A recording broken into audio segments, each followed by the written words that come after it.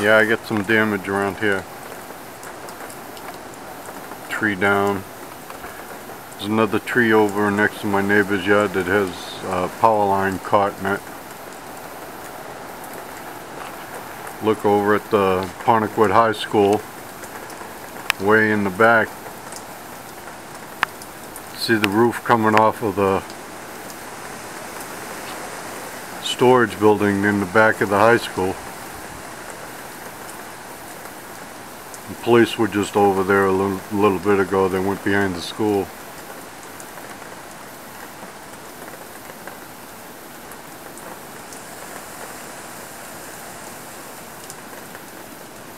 Just occurred within the last hour or two. Wind's still pretty strong.